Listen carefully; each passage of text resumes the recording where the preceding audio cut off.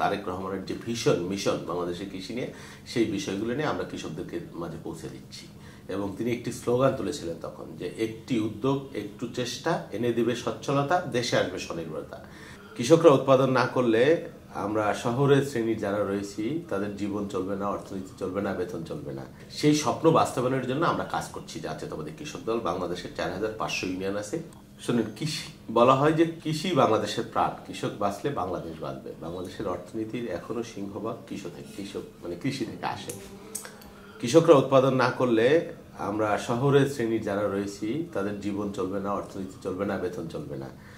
সুতরাং এই কৃষি এবং কৃষককে উপেক্ষা করে অবহেলিত রেখে কোনো দেশ সমাজ অগ্রগতি লাভ করতে পারে না। এটা আমার ভারপ্রাপ্ত চেয়ারম্যান অনেক আগেই বুঝেছেন।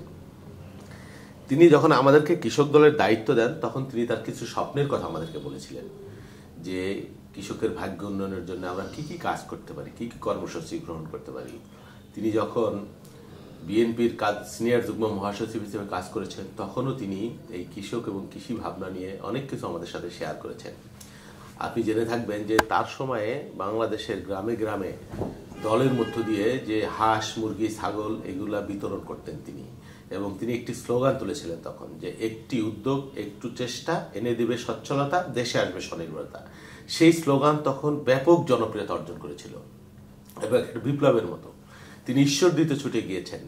একটা পেঁপে বাচ্চা নামক এক ভদ্রলোক ছিল, তার বিশাল পেঁপের ফার্ম ছিল। সেই ফার্ম তাকে উৎসাহিত করবার জন্য বা তিনি কিভাবে করছেন সেটা দেশব্যাপী ছড়িয়ে দেওয়ার জন্য কৃষি আন্দোলন সেটা পর্যবেক্ষণ। তিনি ময়মনসিংহে মুক্তাগাছায় চলে গিয়েছেন, যে সৌদি আরব থেকে খেজুরের চারা এনে, গাছ এনে তিনি কৃষি কিভাবে খেজুর চারা উৎপাদন করছেন সেগুলো দেখবার জন্য। আমরা তখন ছাত্রদল করতাম ওই সময়ে, সারা বাংলাদেশের ছাত্রদলকে দিয়ে কয়েক লক্ষ নিম গাছ সহ বিভিন্ন গাছ রোপণের কর্মসূচি দিয়েছিলেন এবং তত্ত্বাবধান করতেন।